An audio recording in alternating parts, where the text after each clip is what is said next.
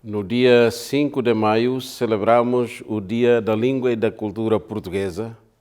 É um momento importante para nós, a comunidade dos países da língua portuguesa, celebrar este dia, que tem uma dimensão muito histórica, cultural e política nas nossas relações. A dimensão histórica, pelo facto de Timor-Leste tem um vínculo muito especial, muito histórico com Portugal, desde os anos, quase 500 anos, da chegada dos portugueses, e depois da nossa luta, tivemos sempre utilizado a língua portuguesa como língua de comunicação. E hoje em dia somos um país independente, vivemos quase mais de 2 décadas da nossa independência. O impacto da língua portuguesa como meio da comunicação muito essencial, uma língua que se torna um veículo da comunicação entre os países da língua portuguesa, uma língua falada por mais de 200 milhões de habitantes no mundo e, portanto, tem um impacto muito importante. E Timor-Leste tem a relação muito histórica com Portugal. Agora, no aspecto político, a língua torna-se também uma identidade que faz a distinção entre Timor-Leste no mapa do mundo, na Ásia, e também por ser integrado na União Europeia, através da nossa cooperação muito íntima, muito estreita com Portugal, ajudará muito nas nossas comunicações para as nossas atividades de cooperação bilateral e multilateral.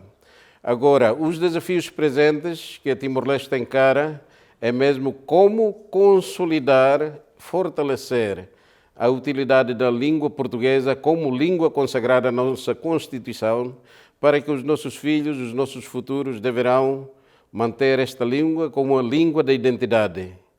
A língua portuguesa é um espelho da nossa alma, da nossa identidade timorense. E foi por essa língua que nós também conquistamos a nossa liberdade, a nossa independência. E, portanto, muitas pessoas corajosas deram a vida pela pátria, pela libertação, e tendo em conta sempre pela luta, e a língua portuguesa constitui um elemento principal e fundamental da nossa comunicação diplomática com o mundo nos tempos difíceis.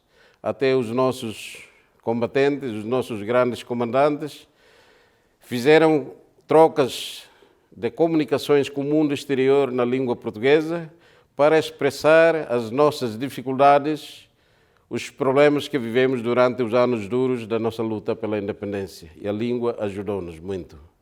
Agora, o importante é que o governo Timor-Leste, através do Ministério da Educação e de todas as outras instituições, devem trabalhar de forma árdua e de forma sistemática para promover e consolidar o uso da língua portuguesa como língua oficial do país nas instituições relevantes, para que toda a gente ganhe prática e experiência na convivência diária do uso da língua portuguesa.